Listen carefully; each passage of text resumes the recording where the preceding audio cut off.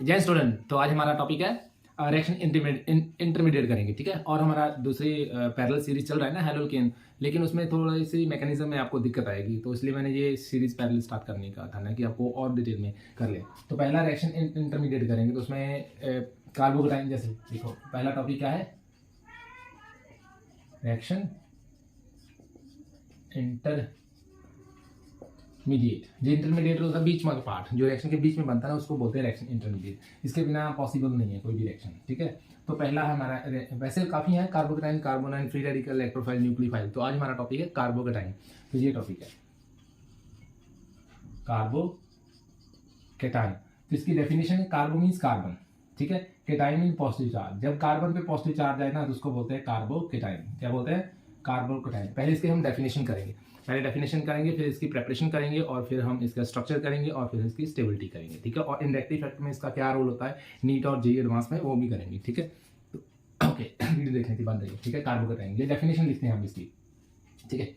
चल, the carbon species, इसकी simple definition है, द कार्बन स्पीसीज, वो कार्बन की वो species having a which carry positive charge, having a positive charge, जिसमें which carry positive charge लिखो। the carbon species which carry positive charge, जिसमें positive charge carry करती हैं, and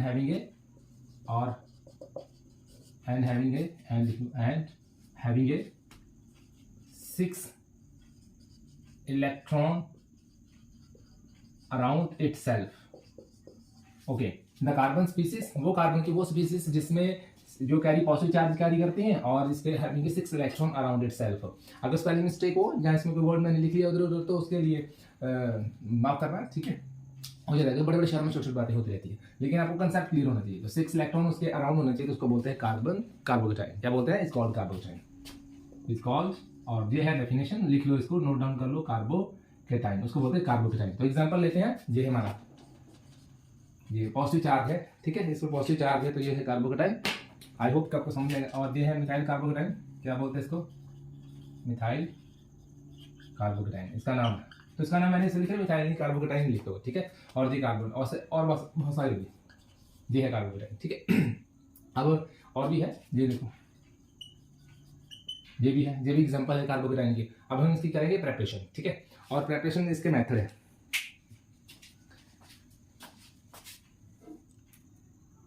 okay. तो पहला करेंगे हम, पहला मेथड इसका फॉर्मेशन ऑफ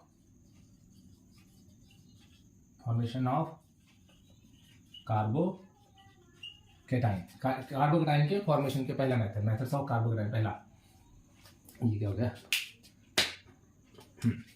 पहला मेथड बाय डायरेक्ट आयोनाइजेशन भी कर सकते हैं। डायरेक्ट आयोनाइजेशन पहला मेथड है कि हम डायरेक्ट आयोनाइजेशन कर देंगे, ठीक है। Direct ionization of in the presence of, इसमें पोलर सॉल्वेंट होगा। क्या होगा? पोलर। जिसमें करेंगे ना वो पोलर होना चाहिए, पोलर मीडियम में। जिसमें करेंगे पोलर मीडियम जो लेंगे वो पोलर होगा, डायरेक्ट आयोनाइजेशन, ठीक है। और किसमें करेंगे? Polar, in the presence of polar media. Example देखो, CH3 है, और ये CH3, और ये यहाँ क्लोरीन निकाल देता हूँ। ये देखो, इसका नाम इथाइल क्लोराइड है, इथाइल क्लोराइड है। तो अब देखो, इसमें कोई मैं मीडियम जो लूंगा ना, जब हम ना रिएक्शन करेंगे, आपको अभी नेक्स्ट हेलोकेन के जब चैप्टर करेंगे ना, तो उसमें ये देखो OH लिया मैंने, KOH मान लो मैं डाल दूंगा, ठीक है। तो इसमें जो लूंगा ना मैं, वो एक्वस लूंगा। क्या लूंगा? एक्वस। तो जो एक्वस होगा वो पोलर होगा। और मैं बता दूं पोलर कौन सा होता है। पोलर होता है जिसमें वाटर है, जैसे ये पोलर, इसमें पॉजिटिव और नेगेटिव होना चाहिए, उसको बोलते हैं, इसको प्रोटिक सॉल्वेंट भी बोलते हैं, ठीक है। क्या बोलते हैं? Protic solvent,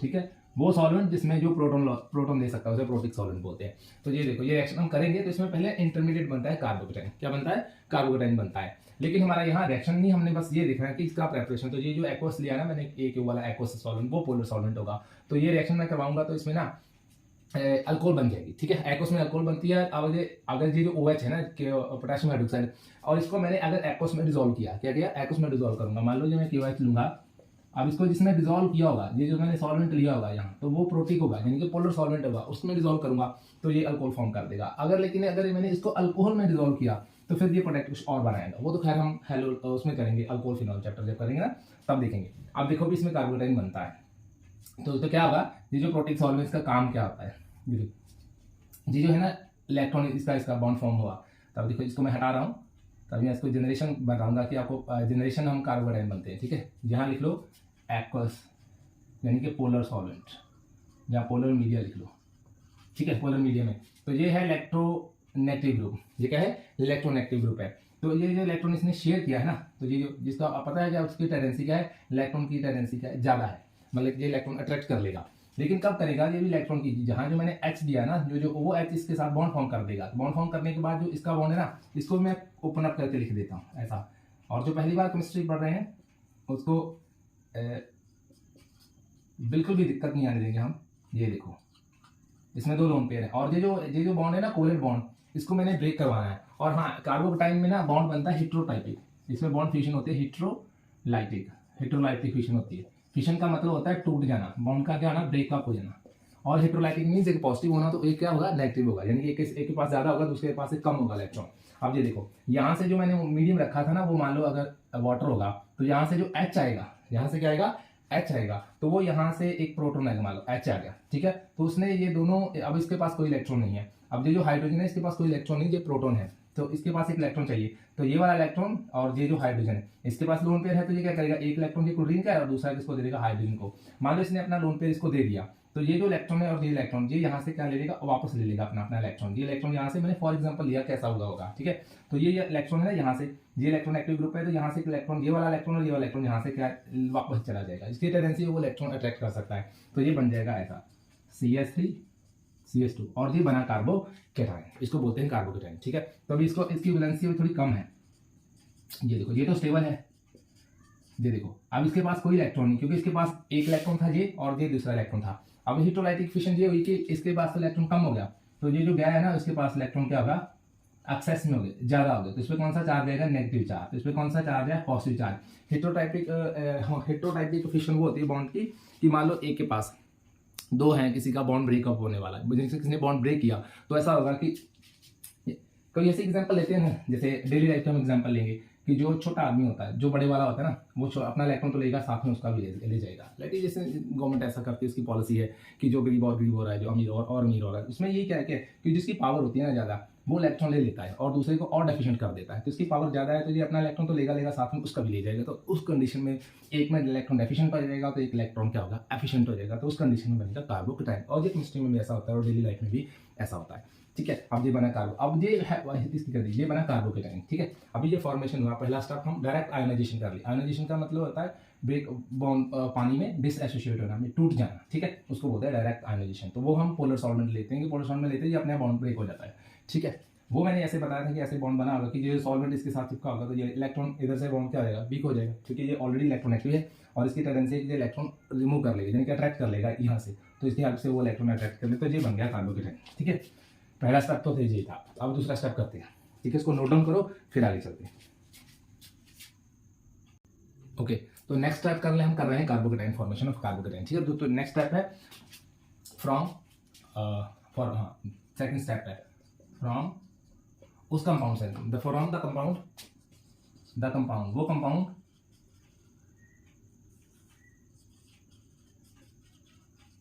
containing A loan pair of electron, containing A loan pair of electron, जिनमें लोन पेयर ऑफ इलेक्ट्रॉन होंगे वहां से भी हम क्या कर सकते हैं, लोन पेयर ऑफ इलेक्ट्रॉन, जिनमें लोन पेयर ऑफ इलेक्ट्रॉन होंगे वहां से भी हम क्या जनरेट कर सकते हैं, फॉर्मेशन ऑफ कार्बोकेटाइन। तो एग्जांपल लेते हैं, ये देखो CH3 एंड OH इसके पास देखो। अब इसके ये क्या करेगा, ये प्रोटिक सॉल्वेंट हो गया इन दी प्रेजेंस ऑफ, यहाँ लिखता हूँ in the formation lone pair electron in the presence of lone pair of electron, हाँ वो होगा in the presence of protic solvent, in the presence of acid होगा, क्योंकि एसिड में H+ होगा, तो in the presence of acid लेंगे और वो पोलर सॉल्वेंट होगा, in the presence of acid और पोलर सॉल्वेंट। इसमें जो सॉल्वेंट होगा ना, वो जो सॉल्वेंट जिसमें हम कोई चीज डिसॉल्व करेंगे वो पोलर होना चाहिए। अगर वो पोलर होगा तो फिर ही बनेगा। आप रिएक्शन देखोगे ना, अगर उसमें रिएक्शन में कोई पोलर सॉल्वेंट दिया है, यहाँ जो मैंने ऐड किया है, मान लो अभी मैं कर रहा हूँ, ये मेरा सॉल्वेंट मान लो, ठीक है, और ये जो सॉल्वेंट दिया होगा ना कि इसमें इसको इसके साथ रिएक्शन कराओ, अगर यहाँ भी दिया होगा ना तो वो पोलर सॉल्वेंट होगा जिस रिएक्शन में ये करवाई होगी, ठीक है।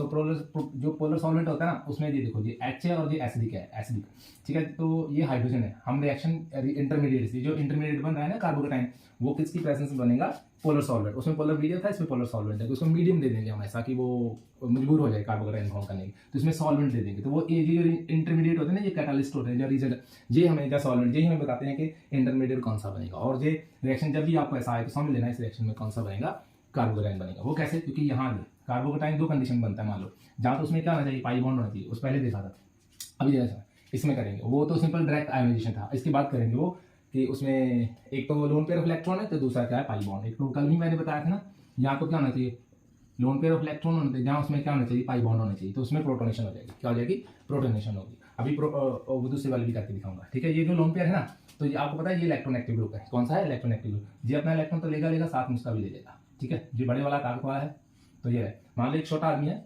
छोटा मतलब पतला है मेरे जैसा, तो दूसरा किसका है, थोड़ा बड़ा है, तो उसका मतलब एनर्जी ज़्यादा है, ठीक है। तो वो क्या करेगा, ये देखो ये इलेक्ट्रॉन इसका है और ये इलेक्ट्रॉन, जो अपना इलेक्ट्रॉन लेगा साथ में उसका भी ले जाएगा। जैसे हमने टगो बार खेलते हैं ना, तो उसमें क्या होता है, एक थोड़ा अगर हैवी है, जिसमें हेल्थी है थोड़ा, और दूसरे में इधर थोड़ा मेरे जैसा स्किनी सा, तो वो क्या करेगा, दूसरे वाला अपना इलेक्ट्रॉन तो लेगा साथ में उसको लेगा, तो वो जीत जाएगा। तो इसका पावर ज़्यादा है, तो ये इलेक्ट्रॉन ले जाए, तो इसमें कौन सा चार्ज रहेगा, पॉजिटिव। अब इसके पास कोई इलेक्ट्रॉन नहीं है, इसके पास नेगेटिव, इसके पास कोई इलेक्ट्रॉन नहीं है, जो था वो भी गया, यानी किसी कन्फिगरेशन कौन सी थी, 1s1, और एक इलेक्ट्रॉन था, वो भी जो इलेक्ट्रॉन लॉस कर रहा है, तो उस पर कौन सा बचा, कुछ भी नहीं, जीरो।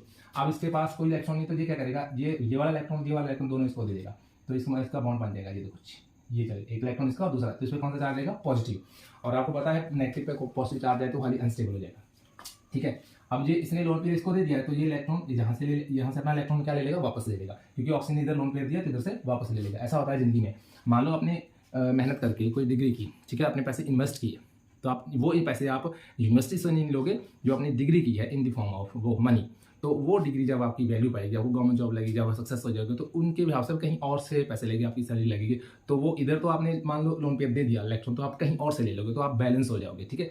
जब भी कोई भी मॉलिक्यूल होता है ना, वो एक को लोन पेयर देता है, तो दूसरे वहाँ से अपना इलेक्ट्रॉन वापस ले लाता है, तो अपने इलेक्ट्रॉन पूरे रखता है, यानी कि उसने अपना ऑक्टेट कंप्लीट रखना है, डबलेट और ऑक्टेट। तो ऐसे हिसाब से मॉलिक्यूल भी ऐसे ही करते हैं, और हम भी जिंदगी में ऐसे ही करते हैं। इसने इसको लोन पेयर दे दिया और यहाँ से लोन पेयर वापस ले लेगा, और ये ऐसे चला जाएगा वाटर फॉर्म में, तो ये क्या बन जाएगा, यहाँ कार्बोकेटाइन, और ये बना कार्बोकेटाइन इंटरमीडिएट, और साथ में बन जाएगा वाटर। और ये जो कार्बोकेटाइन है, इथाइल कार्बोकेटाइन बोल सकते हो, जैसे भी कार्बोकेटाइन बोलते हैं, इसका नाम लिखने की जरूरत नहीं, बस आपको बता दें कि ये कार्बोकेटाइन बनता है इंटरमीडिएट। और ये जो इंटरमीडिएट होते हैं, ये बहुत ही शॉर्ट लिविंग होते हैं, बहुत ही, और हाईली रिएक्टिव होंगे, बाद में लिख दूंगा, ठीक है। दूसरा मेथड दिया था कंपाउंड कंटेनिंग लोन पेयर, जिसमें लोन पेयर होगी वहाँ से भी कार्बोकेटाइन बनता है, ये याद रखना। लेकिन कंडीशन क्या है, वो प्रेजेंस ऑफ एसिड होना चाहिए और पोलर सॉल्वेंट होना चाहिए, तो फिर वो कार्बोकेटाइन बन जाएगा, ठीक है। तो नेक्स्ट मेथड करते हैं, the compound containing A pi bond. यहाँ लिखता हूँ, लोन पेयर हटा के क्या लिख दूंगा, पाई बॉन्ड लिख दूंगा, कंटेनिंग ए पाई बॉन्ड। हाँ, the compound containing A pi bond means double bond और ट्रिपल बॉन्ड। वो जिनमें डबल बॉन्ड, वो भी इन दी प्रेजेंस ऑफ एसिड होगा, in the presence of acid होगा, और पोलर सॉल्वेंट होगा, और ये रिएक्शन आपने देखी होगी, ये रिएक्शन आप देखोगे हैलोल्केन में, इसमें देखोगे हैलोल्केन में, ये देखो ये हैलोल्केन में देखो, तो ये रिएक्शन बनाएगा HBr के साथ, मार्कोनी का रूल लगेगा यहाँ, ठीक है। तो इसमें पाई बॉन्ड है, तो पाई बॉन्ड है, ये H है, तो ये क्या है, नेगेटिव है, ये अपना इलेक्ट्रॉन लेगा साथ में, वही कंडीशन आ जाएगी, और ये यहाँ आ जाएगा, क्योंकि ये इसके पास इलेक्ट्रॉन डेंसिटी ज़्यादा है, तो ये इलेक्ट्रॉन डेंसिटी इधर भी हो सकती है, इधर भी ज़्यादा है, तो इसमें भी क्या बनेगा, जब ये यहाँ मान लो अटैक होगा, इसको इलेक्ट्रोफाइल भी बोलते हैं, क्या बोलते हैं, इलेक्ट्रोफाइल भी बोलते हैं, ठीक है। और ये प्रोटोनेशन भी हो रही है, और ये भी किसमें होती है, पोलर सॉल्वेंट में होती है, ये याद रख लेना, ठीक है। और एसिडिक है, ये एसिडिक है तो ऐसे ही पोलर है, तो ये यहाँ आएगा, तो इसकी कंडीशन ये है कि ऐसा बन जाएगा CH3 और CH3, तो इसमें इंटरमीडिएट बना होगा पॉजिटिव चार्ज, क्या बना होगा, पॉजिटिव चार्ज और नेगेटिव दोनों ही है, लेकिन पॉजिटिव चार्ज इसमें इंटरमीडिएट बना होगा, यानी कि अनसैचुरेशन में, इसको अनसैचुरेशन भी बोलते हैं। मैं लिख दूँ, the compound containing pi bond को भी अनसैचुरेशन बोलते हैं। अनसैचुरेशन का मतलब होता है कार्बन कार्बन डबल बॉन्ड, उसको बोलते हैं unsaturation. Carbon carbon double bond को अनसैचुरेशन, ट्रिपल बॉन्ड को भी अनसैचुरेशन बोलते हैं, ठीक है। तो इसमें बना कार्बोकेटाइन, ये देखो इंटरमीडिएट कौन सा बना, कार्बोकेटाइन, तो ये बना होगा। इधर में मान लो ये लगा दूँ, ब्रोमीन लगा दूंगा, तो यहाँ क्या बन जाएगा, कार्बोकेटाइन बन जाएगा। बात समझ में? तो ऐसा बन सकता है, दो कंडीशन है इसके पास, हो सकता है यहाँ कार्बोकेटाइन भी बना हो, ठीक है। तो जहाँ जो बना है इसको सेकेंडरी कार्बोकेटाइन बोलते हैं, और जहाँ जो बना होगा उसको प्राइमरी कार्बोकेटाइन बोलते हैं। आगे जाके हम पढ़ेंगे इसे, ये याद रख लेना कि फ्रॉम कंपाउंड डबल बॉन्ड से हम कार्बोकेटाइन बनाते हैं। अगर ऐसी reaction I complete the following reaction, तो वो पूछे नीट में जेई में कि कौन सा इंटरमीडिएट बनाया। अगर आपने सोलवेंट चेक करना है और डबल बॉन्ड चेक करना है, लोन पेयर चेक करने हैं और डायरेक्ट आयोनाइजेशन है कि उसमें पॉजिटिव नेगेटिव है, वो ही पहले ही पॉजिटिव नेगेटिव में बॉन्ड बनाए तो वो कार्बोकेटाइन फॉर्म करेगा। ये मैंने आपको ट्रिक बता दी, ठीक है। तो नेक्स्ट मेथड है, पहले इसको नोट डाउन करो फिर आगे करते हैं।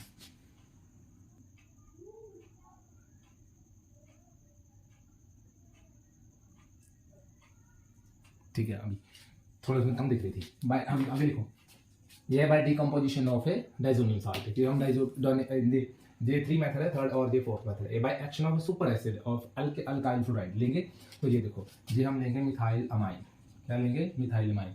और ये डाइजोनियम सॉल्ट होता है, ये हम जब करेंगे ना हेलोल्केन, उसमें सैंड मायर रिएक्शन आती है तो ये उसमें यूज होता है हेलोल्केन में, ठीक है। इसलिए मैंने आपको बोला कि ये कौन सी रिएक्शन है, सैंड मायर,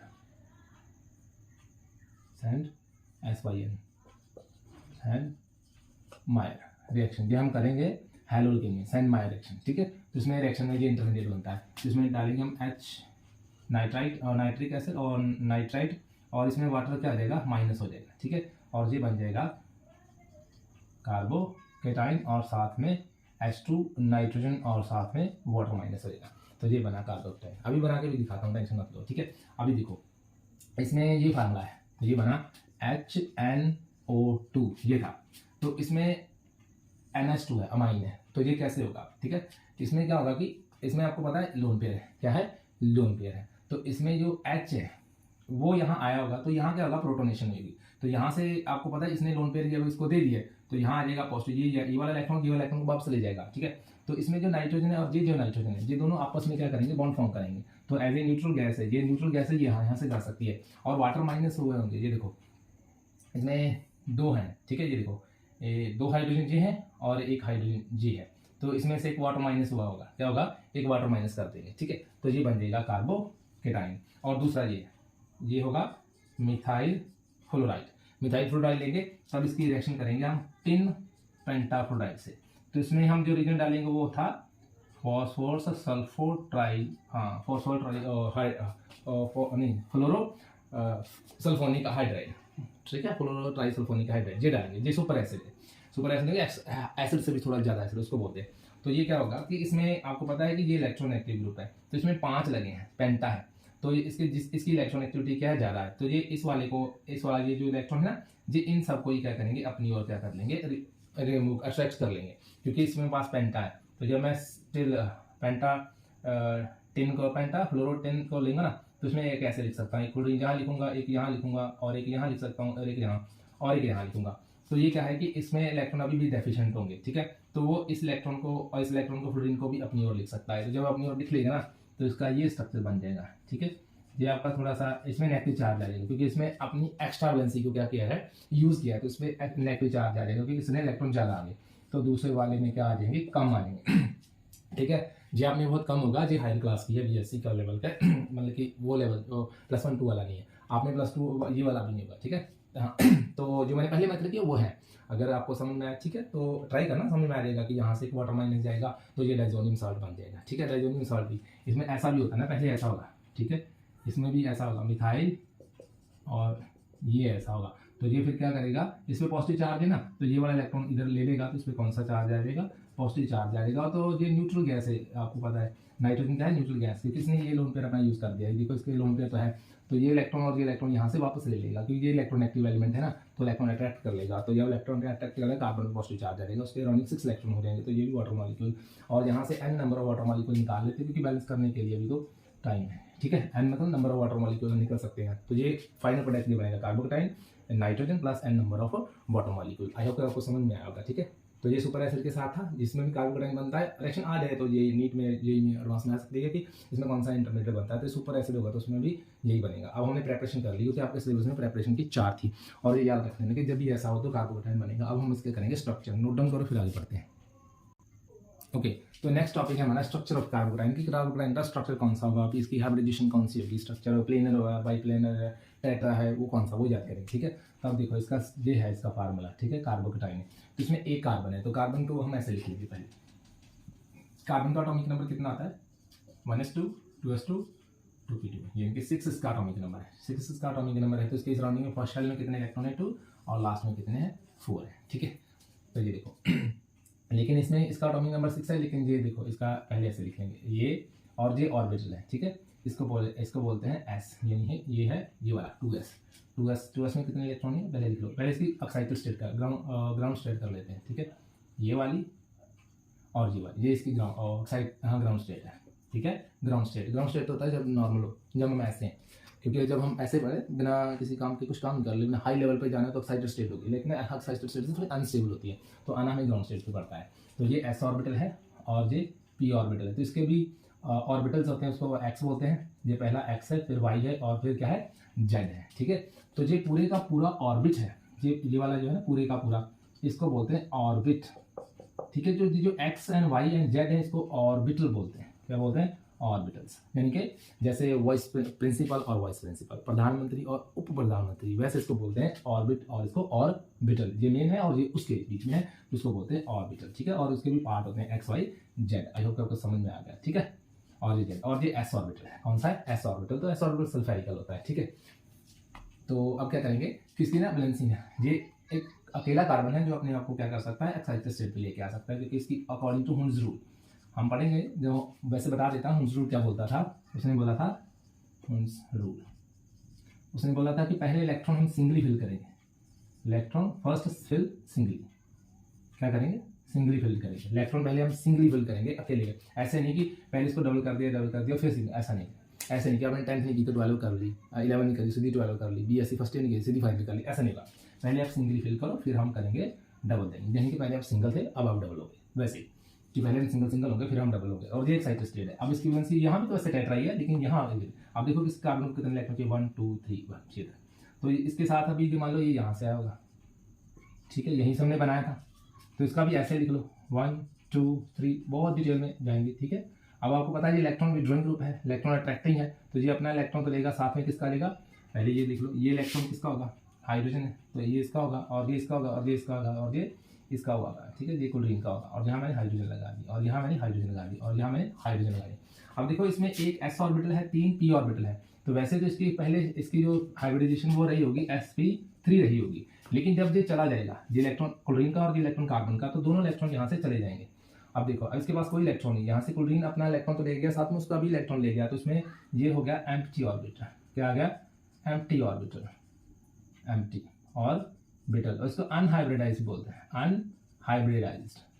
ठीक है, अनहाइब्रिडाइज्ड, इसमें हाइब्रिडेशन नहीं है, यानी कि मिक्स नहीं हो। अब ये ऑर्बिटल ये भी एस है और ये भी एस, ये आपस में मिक्स होते हैं, तो एक एस है 2 पी है, यानी कि देखो ये भी एस था और ये है पी 1 2, यानी कि एक्स और वाई, तो इसकी हाइब्रिडाइजेशन बनी sp2 हाइब्रिडाइजेशन। कौन सी बनी? sp2। इसकी हाइब्रिडाइजेशन पूछे वो नीट में क्वेश्चन आ सकता है यही में कि, और जो कार्बोकेटाइन है उसकी हाइब्रिडाइजेशन कौन सी होती है, तो उसकी हाइब्रिडाइजेशन कौन सी होती है? sp2 हाइब्रिडाइजेशन होगी, ये याद रख लीजिए। ठीक है, अब इसका स्ट्रक्चर देखेंगे। ठीक है, ये तो हाइब्रिडाइजेशन क्लियर होगी आपको, तो अब देखेंगे स्ट्रक्चर कौन सा बनता है। इसमें एक s और 2 p ऑर्बिटल ओवरलैप होते हैं। कौन सा? 1s orbital and 2 p orbital gets overlap to each other, overlap होते हैं to form sp2 हाइब्रिडाइजेशन।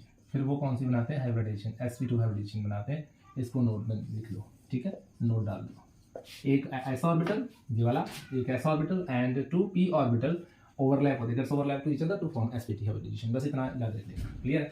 तब इसका स्ट्रक्चर देखते हैं। ये देखो, ये था और ये था और ये वाला और ये वाला, ये हाइड्रोजन, ये हाइड्रोजन और ये हाइड्रोजन। ठीक है, ये यहाँ लगा हाइड्रोजन। ठीक है, जैसे देखो स्ट्रक्चर। अब इसको क्या देखें, ये s ऑर्बिटल है और ये p ऑर्बिटल है, तो इसका ऐसे लिख लें। ठीक है, तो ये एक प्लेनर स्ट्रक्चर होगा। प्लेनर मतलब कि ये जो अनहाइब्रिडाइज है इसको हम ऐसे लिख लेंगे। ये जेड ऑर्बिटल है ना, तो इसको जेड को हम ऐसे लिखते हैं। ठीक है, जेड को हम ऐसे लिखते हैं, पहले पढ़ा है। तो ये दूसरा मान लो ये एस है, एस को मैं ऐसे रिप्रेजेंट करूँगा, ऐसे तो स्फेरिकल होता है, लेकिन यहाँ मैं ऐसे कर दूंगा। ठीक है, तो ये देखो एस होगा और ये एक्स एंड वाई होगा, इसको मैं लिख लेता हूँ। ये देखो, ठीक है, इसको मैं क्लियर कर देता हूँ।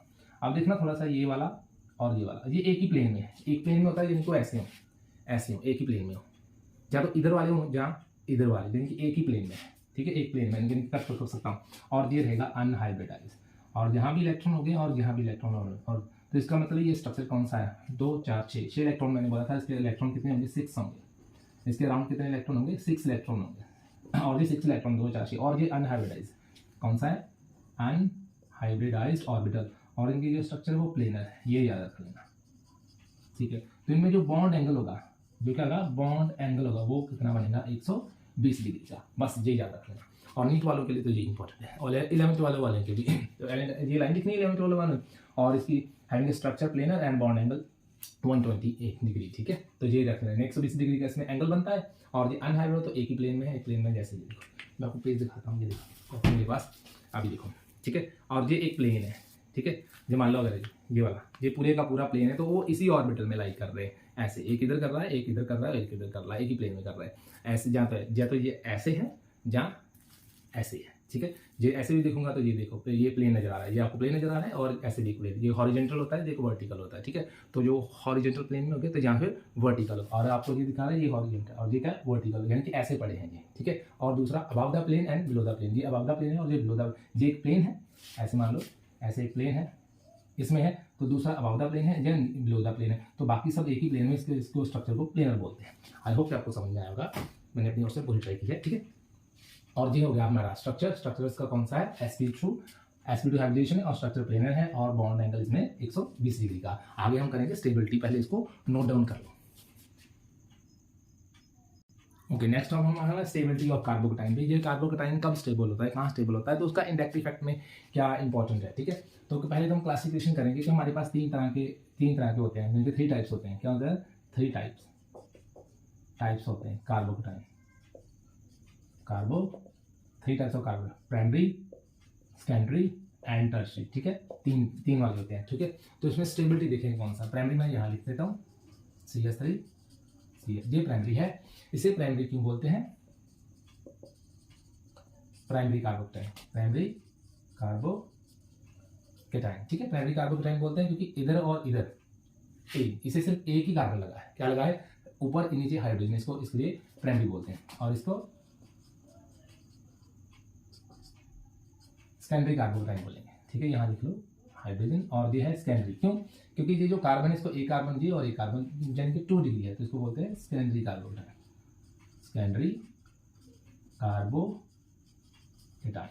ठीक है। अब लास्ट है टर्शियरी कार्बोकैटायन। कौन सा था, टर्शियरी कार्बोकैटायन, ये देखो टर्शियरी कार्बोकैटायन, और ये टर्शियरी कार्बोकैटायन है, ठीक है। टर्शियरी क्यों है, क्योंकि 1 2 3 कार्बन लगे हैं, इसको इसलिए बोलते हैं टर्शियरी कार्बोकैटायन। आई होप को समझ में आएगा। और ये इसका है थी क्लासिफिकेशन ऑफ, यानी कि 3 type of carbocation, primary, secondary and tertiary. अब बोलेंगे स्टेबिलिटी ऑर्डर क्या है। देखो ये मिथाइल ग्रुप है, तो मिथाइल ग्रुप का काम होता है इलेक्ट्रॉन रिलीज करना। क्या काम होता है, electron releasing group. Methyl group है, ये इलेक्ट्रॉन रिलीज कर सकता है, अभी करके भी दिखाऊंगा। तो जिसको ज्यादा ग्रुप लगे होंगे रिलीजिंग, वो ज्यादा स्टेबल होगा, और जिसको कम लगे होंगे वो कम स्टेबल होगा, ठीक। उसका स्टेबिलिटी ऑर्डर क्या है, टर्शियरी ज्यादा, क्योंकि 1 2 3 लगे हैं तो ये ज्यादा स्टेबल होगा, सेकेंडरी और प्राइमरी, यानी कि ये है स्टेबिलिटी ऑर्डर। ये याद रखना, ये नीट में और JEE में पूछा जाएगा क्वेश्चन आपको, ठीक है। स्टेबिलिटी ऑर्डर क्या होता है, stability order tertiary greater than, और जो स्टेबिलिटी ऑर्डर होता है वो रिएक्टिविटी के उल्ट होता है, और रिएक्टिव जे ज्यादा है, और ये क्योंकि जो ज्यादा स्टेबल होगा रिएक्टिव कम होगा, तो रिएक्टिविटी ऑर्डर उल्ट होता है। रिएक्टिविटी ऑर्डर वो कंडीशन पे भी डिपेंड करता है, primary greater than secondary than tertiary, यानी कि प्राइमरी ज्यादा रिएक्टिव है और सेकेंडरी देन टर्शियरी, क्योंकि जो स्टेबल होगा वो रिएक्टिव कम होगा, अगर जो रिएक्टिव ज्यादा वो स्टेबल कम होता है। वो अभी मैं बात बताता हूँ। देखो ये जो बंदा है, इंसान है ना, जो इंसान है, इसको इंसान ही समझना, फिर अच्छा समझ आएगा। ये वो इंसान है जिसकी हेल्प करने के लिए कोई भी नहीं, ये सक्सेस होना चाहता है लेकिन इसकी हेल्प करने के लिए कोई भी नहीं है, like me, like what ever it, जो भी है, ठीक है। कोई भी इसकी हेल्प करने के लिए कोई नहीं। जब हेल्प करने के लिए कोई नहीं, लेकिन ये स्टेबल नहीं होगा, खुद से मेहनत करेगा, खुद पढ़ेगा, इधर उधर से वीडियो ढूंढेगा, कहीं ना कहीं मुझे कॉन्सेप्ट क्लियर हो जाए, समझ में आ जाए, ठीक है। तो ये कोशिश करेगा, लेकिन स्टेबल तो नहीं है, लेकिन रिएक्टिव बहुत ज़्यादा होगा। कार्बोकैटायन आपको बोला रिएक्टिव बहुत होते हैं, रिएक्टिव स्पीसीज बहुत है, जो वेरी रिएक्टिव है, रिएक्टिव स्पीसीज होते हैं, लिख लो, रिएक्टिव क्या होते हैं, स्पीसीज होते हैं, और शॉर्ट लिविंग होते हैं। शॉर्ट मैंने कि पहला रिएक्टिव होते हैं, दूसरा शॉर्ट, यानी कि जिसका इनका टाइम पीरियड बहुत कम होता है, रिएक्शन में बहुत कम सेकंड के नहीं बनते हैं, ठीक है, और लेकिन काम कर जाते हैं, ठीक है। ऐसे लोग भी होते हैं जो रिएक्टिव बहुत जाते होते हैं और जितने भी दुनिया में आपको बोल कि कुछ ऐसे आई हैं पर्सनैलिटीज, लेकिन उनका टाइम पीरियड बहुत कम था लेकिन कमाल कर गए। ठीक है, तो ये देखो ये पॉजिटिव चार्ज है, लेकिन इसके पास देखो स्टेबल करने के लिए है इसका चाचा मामा। गाना सुना ना, चाचा मामा गाने नहीं बने मैं आप बने, वो ये चाचे मामे आने से राधे नहीं बने मैं आप बने। ठीक है, वो दूसरा गाना। ठीक है, वो ये और लेकिन इसको स्टेबल करने के लिए जब इसको कुछ स्टेबल कर देगा तो ये रेक्टिव कम हो जाएगा, लेकिन इसको तो तीन है स्टेबल करने के लिए, ये वाला और ये वाला और ये वाला। तो ये भी इसको इलेक्ट्रॉन दे सकता है, ये भी दे सकता है, ये भी दे सकता है। यहाँ डबल बॉन्ड फॉर्म हो जाएगा तो ये स्टेबल हो जाएगा और एक्टिव कम हो जाएगा। ये जिंदगी में काम ही कुछ करेगा। ठीक है, तो आज के आप ये ना मत सोचना कि हमारी कोई हेल्प नहीं कर रहा और हमारे को साथ नहीं रहा तो हम कैसे स्टेबल कैसे हो जाएंगे, हमें थोड़ा हेल्प हो जाए तो हम अच्छे बन जाए। क्यों, आप ज़्यादा एक्टिव हो तो बात वही बनेगी, लेकिन ये जो एक्टिव है ना वो जिंदगी में कम ही जाते हैं, वो स्टेबल हो जाए। बात समझ में? अब इसको इलेक्ट्रॉन कैसे देगा, ये देखो, ये आपको पता है ना, ये कार्बन यहाँ, ये हाइड्रोजन यहाँ और ये हाइड्रोजन और ये पॉजिटिव। तो ये क्या करेगा, ये वाला इलेक्ट्रॉन ये पॉजिटिव चार्ज है ना, तो ये इलेक्ट्रॉन यहाँ आ जाएगा। तो जब ये इलेक्ट्रॉन यहाँ आते जहाँ डबल बॉन्ड फॉर्म हो जाएगा तो इस हाइड्रोजन को गायब कर दूँगा। अब देखो ये स्टेबल हो गया। ठीक है, तो ये स्टेबल। अगर हम हाइपर कंजुगेशन में भी ये कॉन्सेप्ट लगाएंगे। ठीक है, तो ये अब देखो ये स्टेबल है, 2 4 6 8 इसके 8 इलेक्ट्रॉन कंप्लीट है, तो ये स्टेबल हो गया, लेकिन रिएक्टिव कम है। तो ये रिएक्टिव ज़्यादा है और ये स्टेबल कम है। क्लियर हुआ? और ये अब इसकी डेफिनेशन लिख लूँगा तो वो नोट डाउन कर लो, इसको स्क्रीनशॉट ले लो कि रिएक्टिविटी और stability order and reactivity order. हाँ, और ठीक है यहाँ लिख दो अगर स्पेस है। हाँ, greater the number of methyl group attached to oxygen, देखिए। हाँ,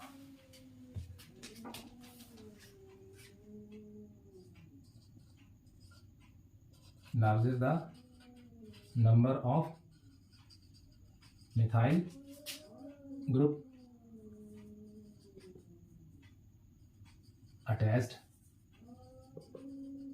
attached to larger the number of methyl group attached, greater the stability of the compound, greater the stability of compound,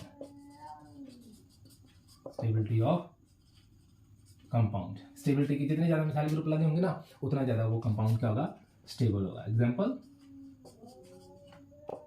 tertiary carbonide. ठीक है, अब देखो ये methyl group electron release ही करा, तो ये कौन सा इफेक्ट शो कराए, इंडक्टिव फैक्टर। इंडक्टिव फैक्टर को हम कैसे रिप्रेजेंट करते हैं, जहाँ तो प्लस इंडक्टिव फैक्टर का मतलब तो हम आगे नेक्स्ट वीडियो में पढ़ेंगे, लेकिन सिर्फ इतना बता देता हूँ कि ये प्लस आई है और ये माइनस आई, टू टाइप का इंडक्टिव फैक्टर होता है। इंडक्टिव फैक्टर का मतलब होता है डिस्प्लेसमेंट ऑफ इलेक्ट्रॉन होते हैं उसमें। ठीक है, परमानेंट इलेक्ट्रॉन उसमें डिस्प्लेसमेंट होते हैं पाई बॉन्ड। ठीक है, आगे हम नेक्स्ट वीडियो में करेंगे इसको। तो ये इलेक्ट्रॉन है ना यहाँ से वो डिस्प्लेस हो जाएंगे, तो ये भी इलेक्ट्रॉन रिलीज कर रहा है, तो जब इलेक्ट्रॉन रिलीज करेगा, ये इलेक्ट्रॉन रिलीज कर रहा है तो ये मतलब प्लस आई होगा।